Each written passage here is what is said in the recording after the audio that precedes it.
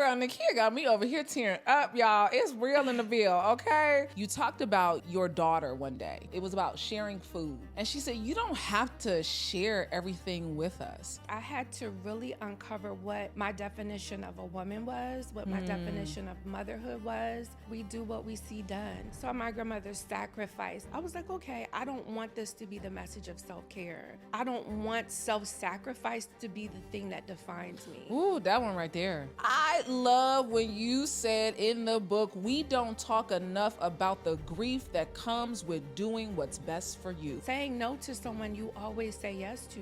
Leaving a relationship that looks good on paper. Yeah. We don't talk enough about when we say no, when we leave, when we exit. When I say, I can't come to your basketball game, son, because I'm tired. And he's like, but I want you to see me. I need to stay home. What I realized from Dr. Tama, if you loved yourself, some of the things that you've been deliberating over would be an easy choice. Somebody get Brandi a tissue. And don't cut it.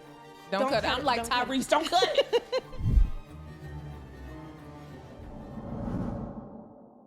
Welcome to Vault Empowers Talk. So we don't just scratch the surface. We dive deep into the lives of some of the world's most influential change makers. I'm your host, Brandi Harvey. But before I introduce my guest for the day, I need you to go ahead and do me a favor. I need you to go ahead and hit that subscribe button so you don't miss your daily dose of inspiration and motivation. But without further ado, I get to introduce my super friend on the show today. Nakeia Homer is a well-being educator and a self-healing guide. Through programs, speaking, workshops, facilitation, and corporate wellness consulting, she helps people sustain their well-being, operate in their brilliance, and show up in their lives and work as the best versions of themselves. Nakeia is the author of I Hope This Helps and All the Right Pieces. She is the founder of Heal and Grow Daily, a self-healing community and membership program, a sought-after wellness and well-being expert, and a trauma-informed educator. Nakeia Homer believes that well is a glorious thing to be, and you are worth healing for. Vault Empowers Talks welcome well-being advocate, wellness educator, and self-healing guide, Nakeia Homer, to the show. Welcome me, friend. Yes. Thank you so much for having me. I've been looking forward to this. I'm trying not to fan out. I'm a friend and a fan. I appreciate that. Thank you. Look, I want to tell people, because you and I became super friends earlier this year. This was almost about a year ago. A year ago. We became super friends through our good friend Patrice Washington. And it has just been such a real honor and pleasure to get to know you over this year. Same. I don't think that we met by accident. I told No. you a little bit before. Yeah. I'm like, I need to text Brandi because my friend Patrice checked me and she said it is not a blessing to be someone's best kept secret. And I see you pop it out. Yeah. And I need to pop out a little bit. So I'm You like, do. I'm going to text you. Yeah. A little bit later though. Yeah. Give But me you a know minute. what? You said to me, you pulled me onto the side and you said, look, I got my new book coming out and I want to sit across from you and talk about this book. And so here we are. And I am so honored to share space with you because this has really turned into your life's work of being a wellness advocate and a self-help guide for so many women because you experienced a lot of trauma growing up in your life. I did. And for years, I talked about experiencing trauma. You know, just the word trauma, surviving childhood trauma, but I didn't go into details until now. So some people who are clients of mine or who are in my membership, they know the details, but other people are going to be introduced to the foundation of the work that I do in the world. It started with me. Yeah. It started with me at 10 years old. I decided that being from the hood was not going to be my only story. This is the thing, though. I'm not ashamed of it. I don't shy away from it. Shout out to the hood because it made me. And I always tell my family, my siblings, my cousins, like, good comes from the hood. Yeah. What we see on TV is true, but it doesn't have to define who we are. And so although trauma is a part of my story, I knew I wanted to create more stories. Yeah. And so, that's the foundation of the work that I do. Yeah, your grandmother was extremely instrumental. You lived with your grandmother, grew up with her. I did. And you talk about growing up in the projects a lot and being that latchkey kid and being responsible for yourself at an early age. Shout out to Matus. She is now our ancestor, Yeah. but that woman is completely responsible for the woman that you're seeing now. I didn't see that the entire time. Yeah. She was tough. She was from Georgia, moved up north. Southern roots ran deep. And she's the epitome of grace, grit, all of that. And she raised me. She took me in. My dad was 17, her son. And so I lived in a home with her, my dad, my uncle, and my aunt growing up. She brought me home from the hospital. Yeah. You had a really different view of motherhood. You learned a different view of motherhood because your mom was not very present. And you had a deep mother wound that you had to heal from. I did. And I think people who are adopted, people who are fostered, and I think some of us who are raised by grandparents, we get lost in that conversation because you think it's your grandma, but it's not your mom. And so there's a wound that's there for a lot of us who are not mothered by our mothers. My mom was 15 when she had me. What can you do with the baby at 15? Some people do it gracefully. My mom decided to do the best thing for me and allow my grandmother to raise me. And I am always grateful. Me and my mom are on the phone all the time. And I'm always like, thank you. Yeah. For one, she didn't abort me, like a lot of people in her life told her to. For two, she was embarrassed. She had to go to school every day, pregnant at 15, walk through the neighborhood, pregnant at 15. And in some places that's common, in others it's not. But she wore that on her back. Although she didn't raise me, she brought me here. That was her job in my life. And so my grandmother's job was to raise me. My mother's job was to birth me. I love the story you tell in the book, Habits for Healing, which is so beautifully written. Thank you. It is so beautifully written. It's a mix of a journal, affirmation cards. It's a mix of a tell-all memoir, with so many life application stories. But one of the stories that stood out to me was you were in elementary school and you were making Mother's Day cards. And your teacher told you could only make one Mother's Day card. And you were trying to make two because you're like, well, wait a minute. No, I got two that I need to make because one is for my grandmother. And she was insistent that you could only have one. Yes. And that is one of the reasons why I went on to do the work that I do as a trauma-informed educator. I was able to work with social workers, teachers, and just help them to see their students a little bit more. Yeah. Because I was invisible in that classroom full of white kids. I was bused from the projects to a Christian school in another city. It was only me and my forever friend, we're still friends to this day, in the entire grade that were Black. And so not everyone was raised under the same conditions I was. I wanted to make a card for the two women I called mom. For years, I called, of course, babies call the person in their lives mom and dad. Yeah. So my grandma was mom. And for years, both of them were mom. And so I wanted to do two cards, and I still did until my grandmother transitioned. I got two. The teacher was like, we're doing, parents, mothers or whatever. We'll do grandparents on another day. And I didn't want to have to tell my business in class, but I'm like, I need two. And I love that moment because it allowed me to really own my story. I could have shied away and only did one. I could have hidden the parts of me that were different from the other kids in school. And those of us who are now adults, how many times do we hide parts of ourselves to be accepted, to not be made fun of, to not have to tell our truths? But in that moment, I decided I'm doing two cards, and no other teacher asked me. It wasn't even a question after that. And I think that was 5th grade, so I was about 10. Yeah. It led you to a different view when you had children and you became a mother yourself, because you were very afraid of becoming a mother because you were afraid of messing up. Yes, terrified. I was one of those people who sat at home and read books. I watched television shows. I really wanted to get or capture a vision of what life could be like for me outside of what I saw in my own home and in my community. And so although I saw it and I felt there was a possibility to, engage in family like that, to be a lot more functional than my family, I wasn't sure how I was going to make it happen. Yeah. And so becoming a mother terrified me. When I found out I was pregnant, I was scared. I didn't want to mess my daughter's life up. I know I still needed to do some more healing. I know I still needed to uncover who I was as a woman, and then as a mother. And so I didn't want to do what a lot of our parents end up having to do with us to my children. I didn't want to grow up with them in the ways that really mattered. I wanted to show up present and mature, emotionally mature, physically mature. I wanted to not be answering the questions while I'm working on motherhood. That's just not a good look. That happened to me. My parents were growing up with me. I was talking to my dad transitioned as well in 2020. I lost my grandmama and my dad 3 months apart. They were best friends. My dad just did not want to live without my grandmom.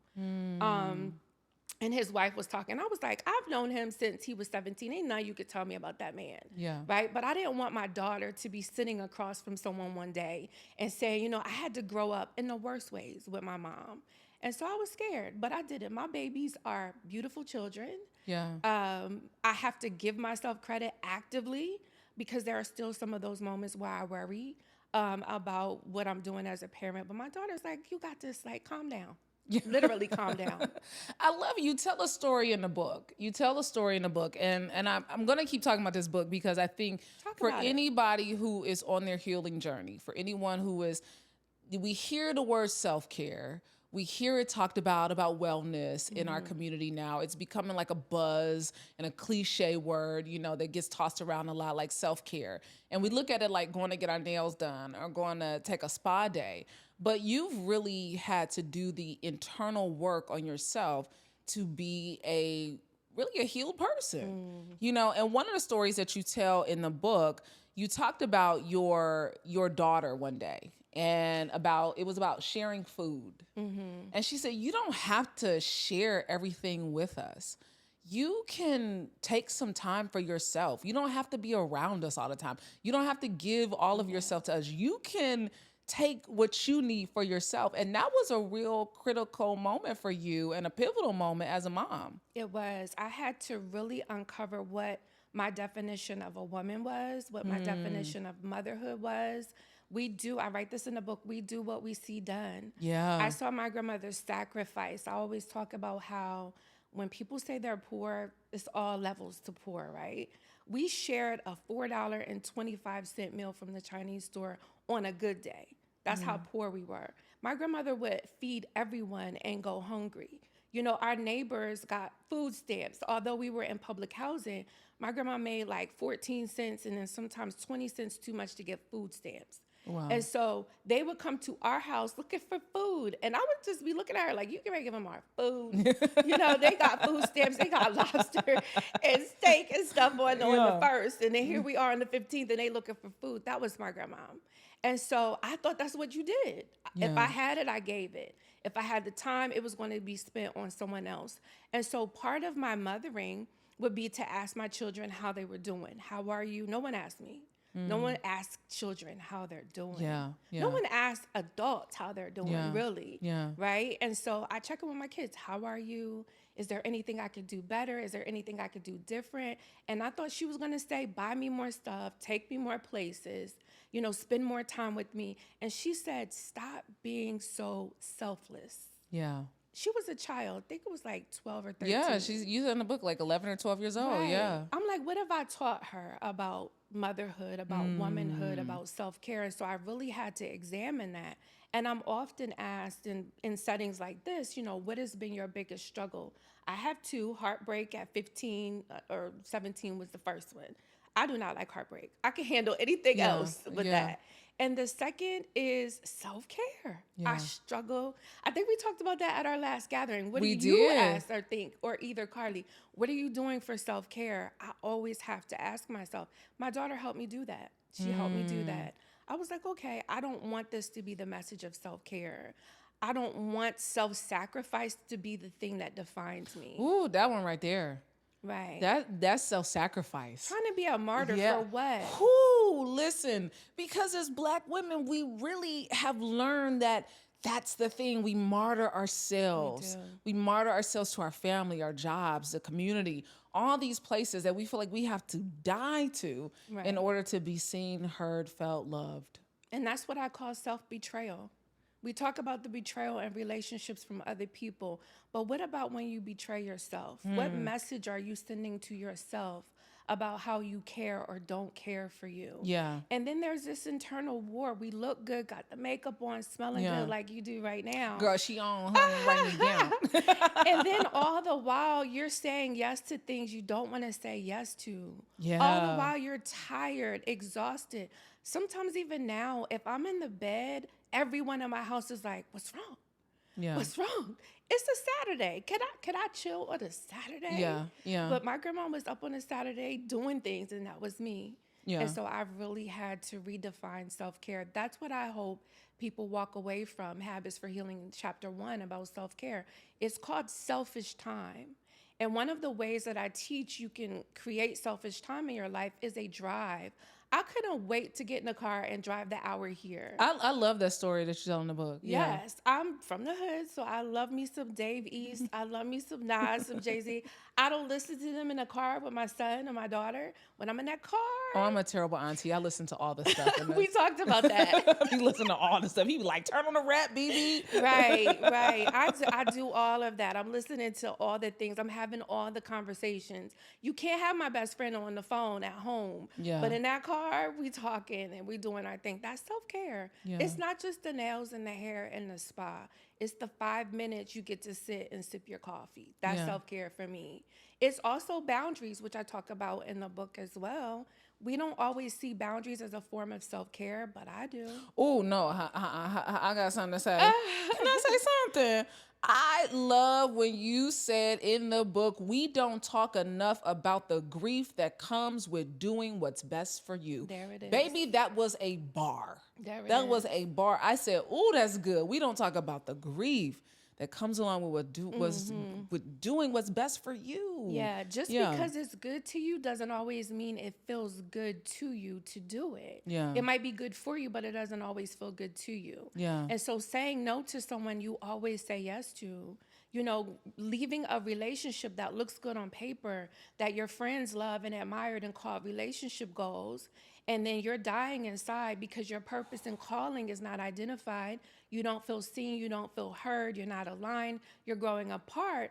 That's a hard decision. Yeah. We don't talk enough about when we say no, when we leave, when we exit, when we set the boundary, when we practice self-care. When I say, I can't come to your basketball game, son, because I'm tired. And he's like, but I want you to see me. I need to stay home. Yeah. Right? That's so good. That's so good because I look at all of you all who are my friends who are mothers and the deep sacrifice that comes along with motherhood, that comes along with being wives. When you are tethered to somebody at all points of the day. Yeah. And I realize that there is a luxury that comes along with the freedom that I have, right? Yeah. And the sacrifice that we really don't talk about of being a wife and a mother, you know, and what that brings. And to say no, it's like it just sends this like tremor throughout everybody. Yeah. In the book, I also talk about how I had a client who never heard her name. She was always somebody's mom, somebody's babe, somebody's sis, somebody's daughter, and never heard her name. It's important for us to hear ourselves, to see ourselves, and to be seen. But I also want to make it clear, being a mother and a wife or partnered or whatever isn't the only cause for self-care. You can be single and still need your time, your money, your energy. I see a lot of people who are single doing a lot of the things they don't want to do because they feel like they can, because they don't have anyone to go home to or money or whatever. But that's not so. Your self-care is still relevant. Let me tell you 2 things I want to say to what you just said. Okay. One, Marsha, my mama, she would be in my house, in the house growing up, talking about, oh, my name is not Mom. It's Marsha. I don't want to hear nobody calling me Mom today. My name is Marsha. Not today. And so now, even when I call her Marsha, I'll be like, girl, that's what we on today. Right. But the other thing, you know, that you speak to is the part of being single. And I truly believe that no is a complete sentence. Absolutely. You know, and you can exercise your no. And there's been so many moments over the last couple months that I have had to exercise my no. I have turned down national shows because I'm like, no, not right now. I'm not there for that. I love that for you. You know, and I've turned it down because I'm like, right now that doesn't feel like that aligns in my spirit. And I want to show up every time I show up as the best version of myself. And that's what you teach. Yeah. I talk about also how difficult my grandmother was during certain seasons in her life. She was moody. Yeah. She was anxious. I have journals that date back to when I was 13, 14. And I wrote, she hates me. She hates me. The woman hates me. I don't know why I'm here. Yeah.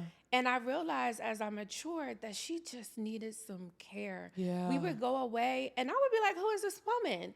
Laughing and singing and joking. And I realized she was out of survival mode. Yeah. I think I wrote today, actually, depending on when you see this, you deserve to experience life outside of survival mode.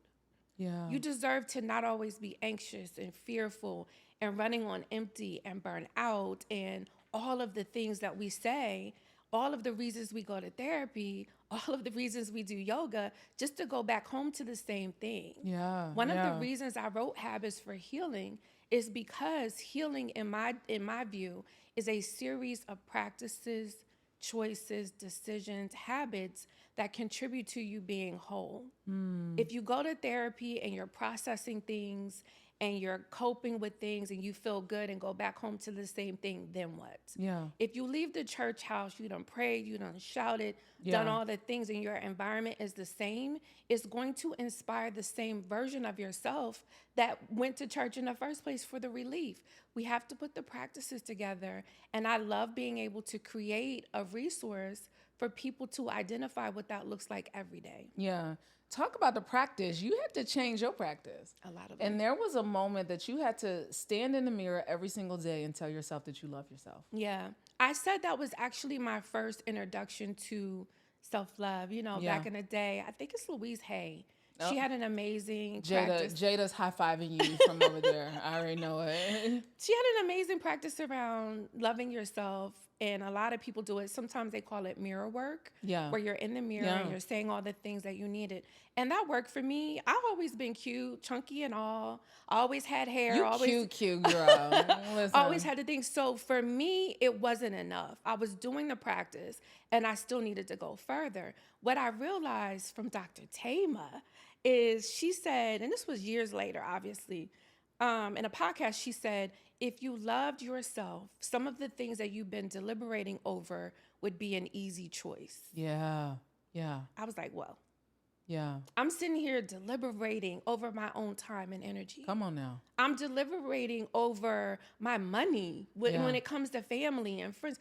I'm deliberating over 15 minutes to myself. Yeah. And I realized that I had to really change that practice. And so now I say every day, what do I need? I still do the mirror work from time to time, but now it's what do I need today? When I'm moody, because I get moody too. Yeah. When I get anxious, because I've suffered from anxiety as well. What do I need? What do I need in this moment? What do I need in this relationship? What do I need in this friendship? And that is the way to love yourself. Yeah. I love the what do you need, because on page 80, I think this is, page 80, you talk about your battle with autoimmune-based kidney disease. And you said swollen feet and ankles, rapid weight gain. I felt lazy. You felt like it was your fault. I had to forgive myself for being down on myself during a time when I needed to be lifted the most. You reading my book? I read it, girl. I read it. You bring a book over here on Vault, baby. I'm gonna get to it. You did. And it's funny. God, that's the homie. He's hilarious. I was writing this book and doing the same thing. Years ago, I think my daughter was just a year old. So we're talking about 19 years ago. I was swollen. I cooked Thanksgiving dinner. It was the most amazing meal I ever made. I love that story that you tell. Yeah, I thought I was just swollen from the collard greens. And days later, I'm still swollen. I also had my baby, and I was in the best shape for myself. I love being thick. So I ain't never been skinny. But I was bomb. Let's just say that. And all of a sudden, the bomb was leaving me. I'm looking in the mirror. I can't fit the same clothes, and I knew something was wrong. 18 months later, I was diagnosed with kidney disease or autoimmune disease. And I thought about just how down I was on myself. During the most difficult season of my life, I was just cussing myself out. I was doing the affirmations. I was into self-development and personal development and how bad do you want it type thing. I'm working out every single day. I'm making all of my food. And so the reason I shared that story is because we have to learn to love our limits and we have to learn to honor our capacity. One thing I know for sure, I work with kids. I work with survivors of domestic violence. I work with inmates who were convicted of murder. and gun violence, all types of things. Everyone is doing the best they can. Everyone. Even when you look at them and you're like, you could do better, that's their best. Yeah. We have a capacity that we need to honor. In that moment, I was doing my best. And even writing this book, you know, being diagnosed with another thing that God is going to heal me from, before I started to get down on myself, I was like, hold up. Yeah. Let's get these numbers checked. Let's look into this vitamin D level. Let's make sure our hormones are regulated before you just talk about how fat you are. Yeah. Before you talk about how ugly you are. Before I was losing my hair by the handfuls and wondering what's going on. And then I realized this is what's going on in my life. And so it's an invitation for you to honor your capacity. Now, it's not an invitation for you to be mediocre. Yeah. You still have to honor your calling. You have to honor your purpose, Yeah. but check in with yourself. Yeah. I really And love, I beat it, by the way. I know. I Yeah. did. And I love how you tell it in the story, in the story in the book, because I think it gives so many women the permission to ease up on themselves. Yeah. You know, Yeah. because we are so hard on ourselves. You know, even when I was reading it, I was like, oh, I need to challenge my self-talk.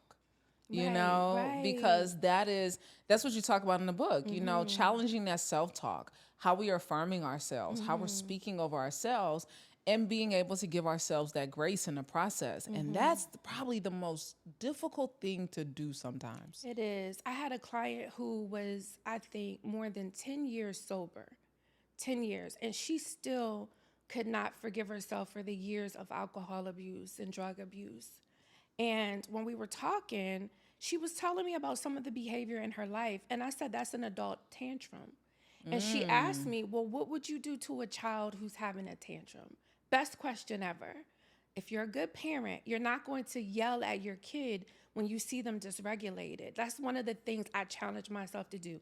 You want to do this motherhood thing? Let's get some education on why children and adults actually act up. Whenever I'm acting up, I know there's a deficit. Yeah. Whenever a child is acting up, they don't have the verbiage to actually express what they feel. The most healing thing you can do for a child is to give them a regulated parent. Yeah. The most healing thing you can do for yourself is to make sure you're regulated. Yeah. So if you are moody, if you are acting out, if you're eating too much, if you're eating too little, if you're gaining or losing weight, what would you do to a child? You would check in on them. What's going on? What can't you say? What do you feel right now? Yeah. What do you need right now? How can I help you? We have to have those conversations with ourselves. It's called grace. It is. And oh my God, I am like literally like, I'm like, oh, while we're talking. Because I had like my sister, I have to tell the story because Carly, one day, BJ is at his tutor is over at the house. And his tutor is an older white woman named Miss Phyllis. Shout out to Miss Phyllis. She the homie, right? And BJ had practice that day and he had just a long day. And here's Miss Phyllis coming to do some reading. And he just like spazzes out. And, you know, Carly really had to regulate him in that moment, you know. And Miss Phyllis sends her this beautiful text message. Like, it was just so wonderful to watch you handle him in that moment. Because she's like, what's going on? Are you just tired? What is it that you're not saying to me? And he's like, I'm just tired, you know, and he like ends up, you know, saying he's tired, you know, and he doesn't want to do that right now. And, you know, Miss Phyllis totally understood, but I think it is to that part, you know, if so many more parents, because we didn't have parents that learned how to regulate themselves, and we didn't have parents who went through therapy. And, you know, it's something to be said when you start to do that healing journey on yourself and how that not only affects you, is now the trickle down effect. It's the domino effect, you know, and he gets to experience a healed mother and father. But then you get to, you know, he gonna be on somebody's couch saying something, you know, one day. He gonna be talking about something, but it ain't gonna be that, you know. I joke with my daughter. I was like, you will not be sitting across from anybody's couch talking about me, right? We gonna do this now. What you need? What's going on? But in the beginning, you said something that was so important. You talked about how healing is trending. I love this era we are in, where we talk about anxiety openly. We talk about depression openly. We talk about divorce. We talk about all the things that were so taboo. Dr. Tamer says that our families, our parents, whatever, didn't have the luxury of healing. Yeah. My grandmother didn't have the privilege of having a Nakeia or a Brandi in her life. Right. She had to do what she needed to do. Another problem I see with that, I'm not a clinician, but I've worked in clinical settings for years, worked as a counselor, a social worker. People who are talking about themselves being anxious in a negative way, sometimes I have to check them. You got a lot going in your life. You have a reason going on in your life. You have a reason to be anxious. Yeah. You're divorced. You have a reason to be depressed. You just got a negative diagnosis. You're single and you want a man, a woman. You want some good loving. You need to feel something. Yeah. Depressed is another emotion, moodiness, not clinically. Need to feel something. You caught that. You saw it. I caught it. I Baby. know my super brain. I know my super. But why not feel away? Why not feel away? I had a client, she's like, and this is a good point. I'll share with everyone a little nugget from my sessions. She's going through a breakup and she's like, I'm like, yeah, this is it. This is what breakup feels like. Yeah. But she's texting and she's calling or answering calls. I said, every time you answer a call, you set the clock back. Ooh. You restart the clock. It's like going on a diet, and then on Friday and Saturday and Sunday you eat all you want. Monday you back to where you started. It's the same thing. But we have to start to embrace all of the lived experience. You can't fall in love and not be vulnerable. I talk about that in the book as well. A relationship is the most vulnerable place you will ever be. You risk your heart. You risk your purpose. Because the quality of your relationships determine the quality of your life. Women are sitting at home and not doing their thing because they are married. Men are sitting at home and not doing their thing because they are married. It's vulnerable, but that's what love is all about. If you have children, you're going to mess up as a parent. That's the lived experience of parenthood. Yeah. The lived experiences. I mean, so much of your lived experiences is played out in this book, right? You bring so much of all the lessons that you've learned, and you really offer a lot of great how-tos, because at the end of each chapter, at the end of each segment, you give the affirmations. One of the affirmations that I loved so much in this book, did I tag it? Yes, I put it down. I am deserving of tender love and attention. I felt like that was so beautiful, because we often say, I'm deserving of love, right? But we don't say, I'm deserving of tender love and attention, tender love, because it also speaks to the amount of care that we're willing to give to ourselves. Right. The tender, loving care. Yeah, there are different versions of different layers of love. Sometimes we experience the tough love, whatever that looks like. Yeah. Sometimes there's unrequited love where you love someone, they've gone on, and now the love is gone. But tender love, that's one of my favorite things to say. It's also one of my favorite songs. Try a little tenderness. Try a little tenderness. I was like, tender love. That one too. But because I'm reminded that, we are strong women. Yeah. We just talked about our voices. You carry a room. Yeah. But also, you need to be cared for. Yeah. You need to be able to whisper and be heard too. Yeah. So yes, tender love me. Yeah. Love me tenderly. I felt like that was like, I was sitting at the little coffee shop that I go to sometimes, and I was reading that, and I was just like, ooh, tender love. And it's just like those small little verbs, those small little adjectives that are such game changers, right, in language. Because to be loved tenderly means it's like when you hold a baby. You hold a baby tenderly. You ain't tossing the baby around. You loving them tenderly. You giving them soft little kisses, and you're like, I deserve that. I deserve that. You can even do the necessary love. I'm gonna let another thing out. I was talking to my best friend yesterday, and in the most beautiful and tender way, she's like, you need to get your life together. You look a mess. Come on, best friend. I know you want to be comfortable, but you have to get out of that black. I was in the car, I was putting on my lipstick, and she was like, what's wrong? And I was like, why? She was like, you left the house without lipstick. You don't do that. So she asked what was wrong, tender. Yeah. Yesterday, she's like, wear something other than black. So shout out to her charity for this colorful outfit I have on now. She called me out in the most, I felt so loved. I said other people would just have me out here looking a mess. Yeah. Right? Just being comfortable, which is fine. Yeah. But I like to be cute and comfortable. Yeah. So there are so many levels to tender love. You know what? it's so funny now that you said that. And I'm thinking back to all our super friend get-togethers. You always have on black. It's my favorite. You always have on black. You were at the last one. Our little summer get together. And I had another outfit. I had a dress on. And I was like, I'm gonna put my black on. And it's another version of hiding. Yeah. One thing about me, I'm very comfortable on the sidelines. I'm very comfortable in it. Not like everyone. I could do something for you and don't need you to tell anybody. I just want to see you do it. Yeah. Right? That's me. And in this season of my life, I can't be hidden. So I'm going to wear the black. Yeah. I'm going to wear it, but just not all the time. You know what you said? Nakeia did Vault Empowers Live over on the Steve Harvey Network, over on Fireside app. And when you did that interview, when you did that live with us, you said something that I have like taken and I have run with it. You said, you didn't see me because you didn't need me, baby. A word.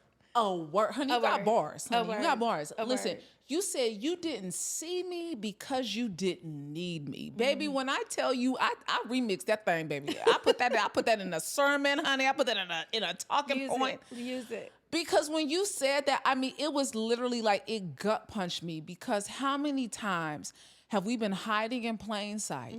How many times have we been playing the background and we watched other people and supported other people play the foreground? And they say, well, where you been? Baby, you just didn't see me because you didn't need me. You didn't need me. And now you need me.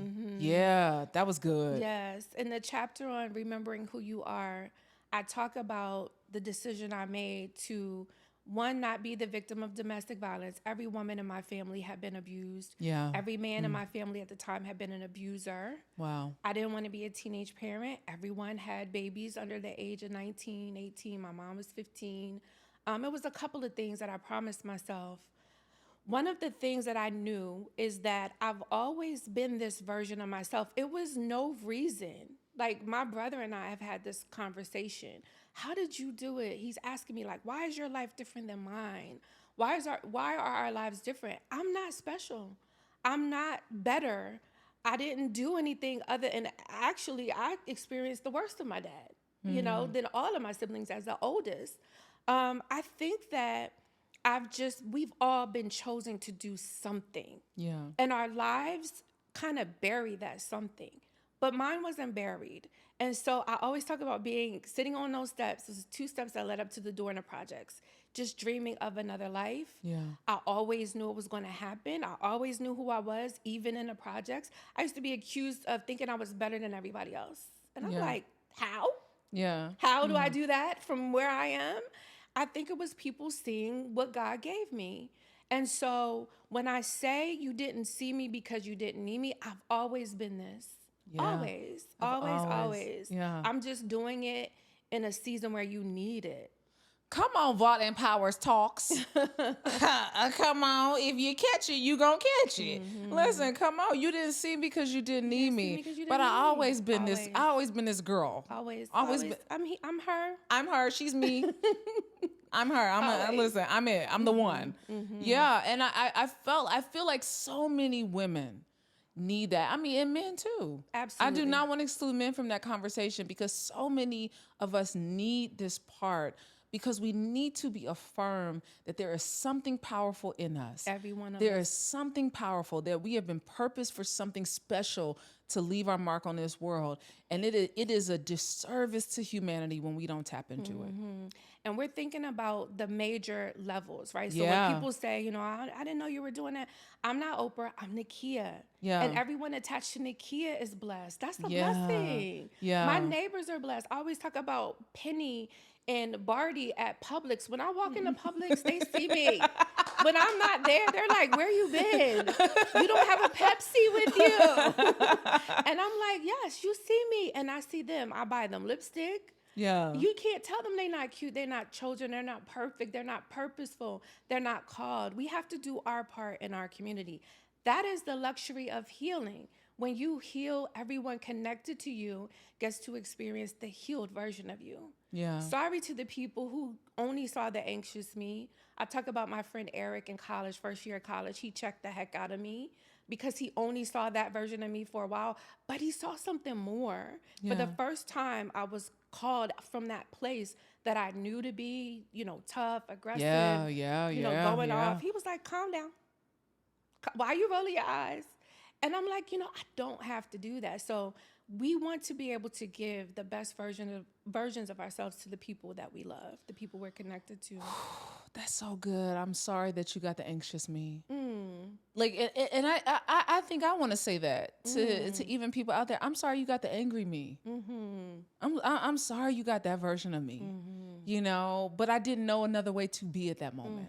But shout out to the angry version of me. Yeah. The tough version of me. The version of me that this body that I'm in fought kidney disease, not the skinny version of me. This body I'm in birthed my babies, not the other version of me. The version of me that is carrying the grief of my grandmother and my dad. That's who wrote this book. It wouldn't be here without it. Yeah. So although we want to heal from our versions of ourselves, we don't ever want to downplay it. We don't ever want to curse it. God bless everyone of them. Ooh, girl, Nakeia got me over here tearing up, y'all. It's real in the bill, okay? Right. Listen, that is so good. And let me just tell you about my friend Eric. Yeah. He's I used his real name. Everybody else got fake names. Yeah, everybody got fake names in the book. He's like, if your book gets the movie, I'm like, that's a self-help book, bro. Calm down. But somebody get Brandi a tissue. But he was like, I know where you're from. He heard men talk, other guys in school talking and what they were saying. I know why you had to be that way. I loved him for that. This was a platonic relationship. Yeah. And don't cut it. Don't cut it. I'm like Tyrese, don't cut it. Word. Don't give me no tissue. You're supposed to throw it. Tyrese, don't give me no tissue. I don't need it. That's hilarious. That's me, though. That's me. I look back at every version and say that. But yeah, he was like, you had to be that way. If you're angry, there's a such thing as, and I might be butchering it, but it is irritable depression. That's me. So when people say they're depressed, you think about the person who's in the house, under the covers. That's where I should have been for the past 4 years. But I emote as irritable depression. So if I'm snapping, and thank God for my therapist who called this out, I know what it is. So when I see someone and they're anxious, I'm like, that's why I had the men in prison crying. I talk about Mr. Smith. I talk about Angel's dad. It feels good to be seen. Yeah.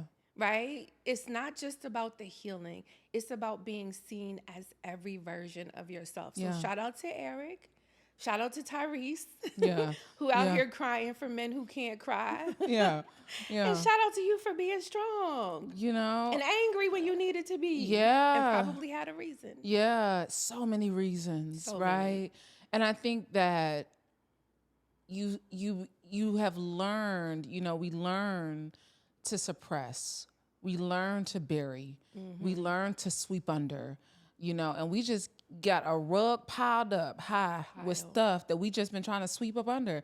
And then at some point we got to address the dirt that's in the room, right? Yes. And I think it's so hard for us to learn those tools to be able to start to dig up and uncover and unlearn and relearn and uproot the things that have caused us deep pain. Deep pain. Our bodies are doing what they're supposed to. It's called survival mode for a reason. When your body senses any type of threat, it's no different from being hit by a car, being hit by a bat, or being hit by a divorce. Your body's going to respond the same way. So when I get anxious now that I'm in this season of my life, I'm like, okay, thank you for letting me know something's going on.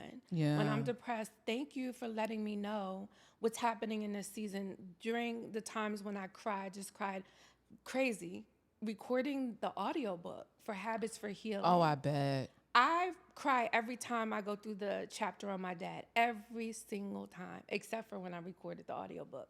Where I've never cried is describing my grandma. Never, ever. And I literally had to stop and walk away. I had to get up. I had to blow my nose. I mean, it was an ugly cry, right? And I loved it. I love that I love her that much, that she stops me in my track. I'm about to make my own self cry outside of the grocery store, because that woman, that was her love language, cooking. I cry. I love it. I love it. When I'm worried about my son, I love it. You know how many kids needed a parent to worry?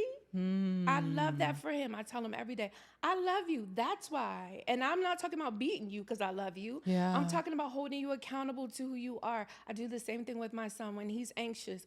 What's going on? It just feels good to be seen. When I wrote the book, and there are some early reviews, shout out to the people who are doing those reviews, Oh, bad ones too. she got some heavy hitters on the review. Yeah. Some Yeah. people wrote, not all there is one bad review. I don't read them, but my daughter will help me do that. But anyway, one of them said, I felt seen. I felt like she was talking to me. That's my gift to the world. Yeah. No one saw me when I needed to be seen. No one, not even my grandma. My job is to see everyone I encounter. Yeah. We're usually giving to people what we needed. Yeah. Right? We're usually showing up for people in this season of our lives and how we wanted somebody to show up for us. Right. How we Maya wanted for Angelou somebody. says we teach what we need to learn. Yeah. Yeah. And it's a real thing. I know for a fact, like in this season, you know, when I talk to women and I talk about self-esteem, when I talk about confidence, when I talk about being abandoned, when I talk about those moments of rejection, when I talk about all those feelings of not feeling like you are wanted, and even still having those moments show up where you don't feel like you were really wanted. And this is not for my mother, because I know she will watch this and be like, well, what were you talking about? Right, You know, right. it's not her, right? And I think there are so many times now that I'm pulling from that place. When I get up in front of these audiences, when I get on these platforms, I'm just pulling from the place of how I wish somebody would have saw the 16-year-old Brandi, how I wish somebody would have seen the 14-year-old Brandi, how I wish somebody would have seen the 26-year-old Brandi. Right. Yeah. Same. Even when I talk about boundaries in the book, I talk about this tough conversation I had with my grandma, right? About boundaries. My first experience with boundaries basically I told my grandma, don't talk to me like that. But of course I didn't say it like that because I wanted to live. Yeah. But when she was frustrated, anxious, all the things, she would be so mean. And at the end of her conversation, she would say, I'm tired of this. You could go stay with your mom. I'm tired of this. You know, I don't need to do this. I don't need to put up with this. And what I was hearing is, I don't want you. I was hearing I'm a burden. I was hearing I don't have a place in the world. And so I had to have this conversation. And the reason it went well is because my grandmother was raised by her grandmother. And I called her on it. I said, you know more than anybody in my life what it's like to not be raised by your mom. Why would you say that to me? Yeah. And my grandma didn't beat me. She paused and she cried and she said she would never say it again, and she didn't. Because you held up the mirror. Right. So when we have those opportunities to see people who were once where we were, why not hold up a mirror? Yeah. Ooh, that's so good. That's so good. It's so good. And I feel like this is why these conversations are so necessary, because as we heal, right, we give other people permission. You gave your grandmother permission in that moment to wait a minute, look back. Right. Be honest about it now. Right. You had a you in your life. Right. You had a you. Right. And that changed our relationship. And I it bet. also helped me. Even her transitioning, I always say now, whenever I get an opportunity, there's very little that I think I will ever fear in life after watching her take her last breath. She watched me take mine. I watched her take hers. I didn't want it any other way. I've heard people over the years talking about grief and going through grief counseling, talk about how devastating that would have been. But for me, this is how loving my grandma is, right? She couldn't speak. The doctors kept saying in hospice, you know, she can hear you. She can hear everything you're saying. And that's why it was so important to put her in this book, to show the truth of her, because I don't, hide the difficult part, but I also wanted to express the beautiful parts of her. Yeah. And I was like, I'm hungry. So they said, she can hear you. Talk to her. She can hear you. And I said, I'm hungry. I want to go get a salad. Salad works up north. I can't get it anywhere else. I had been there 18 hours maybe at the time. No food, no nothing. I said, don't you go nowhere. Because the doctor said they usually like to transition when their loved ones are gone. So it's when they go get their phone out the car, their charger, when they go to the bathroom, they leave because they don't want to do that to their family. I whispered, don't you go nowhere. Don't you go nowhere. I went, got my salad, came back. She was still there. And she was holding on for dear life, literally, for me. Because when I saw that she was tired, like Margaret, I wanted to spend as much time as I could. When I saw she was tired, I whispered again, you can go. She left. Wow. And I've heard people say that kind of thing over and over again, but she heard me. She heard me. So we get to do that for each other. She gave me more strength. I didn't know what I was going to do without her. She gave me that moment. Oh, girl, now, I don't know what I was expecting out of this interview. I show up to this seat with no expectations. That's the purpose. We need to have the conversation. It is so good because I think so many people are grieving and don't know what to do with it. I didn't. Yeah, and don't know what to do. So what are some of those things that you've had to put into practice since you lost your grandmother and you lost your father back to back? Yeah, I had to hold space for myself.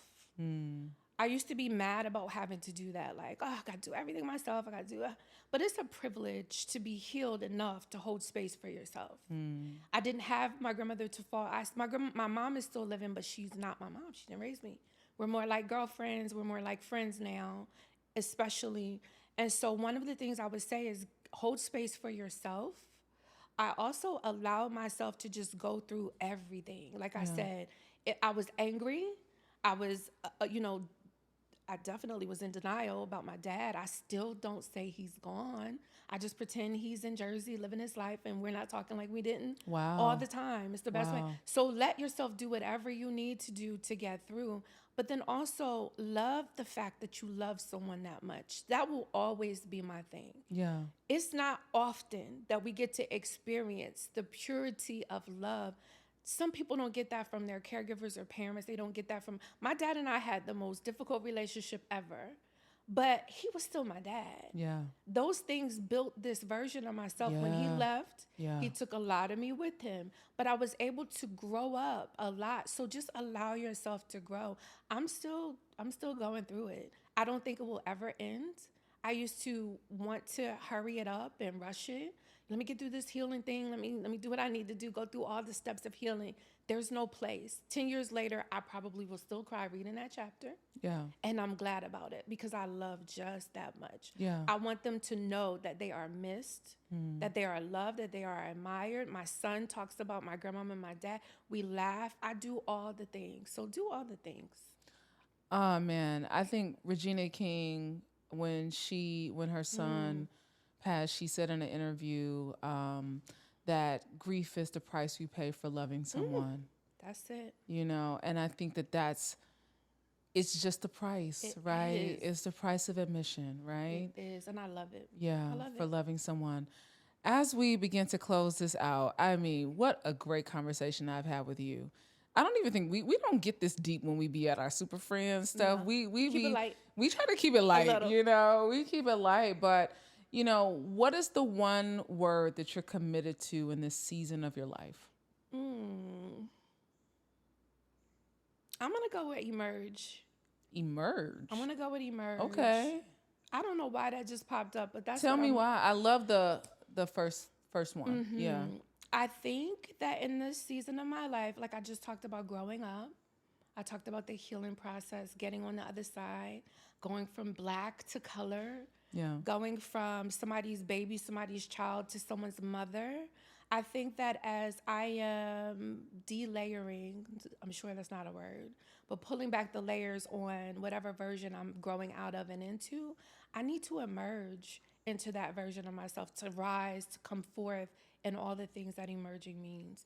And I want everyone who is in their season of hiding, in their season of healing, to know that on the other side of it, you will emerge, you will rise, you will come forth.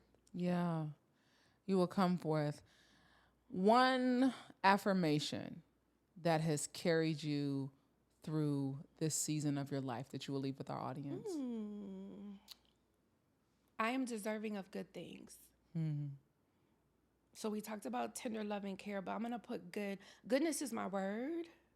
And so good things I want to experience. Not perfect, not necessarily always consistent, but just good. A good thing. I'm deserving of good things. You are deserving of good things, Nakeia. I am. Yeah, you are. Yeah, you are. I have enjoyed this conversation with you so much. You are such a blessing to the world. Continue to advocate for wellness. Continue to advocate for self-care, and that we all deserve a little tender, loving care. Nakeia's book out September 17th, Habits for Healing. Yes. It is a phenomenal read. I implore you to get it. We will have it in the show notes for you. Nakeia, thank you so much. Super friend. Always showing me how super you are. Until next time, I'm your girl, Brandi Harvey. Eat well. Give a damn. Move your body every single day. Peace.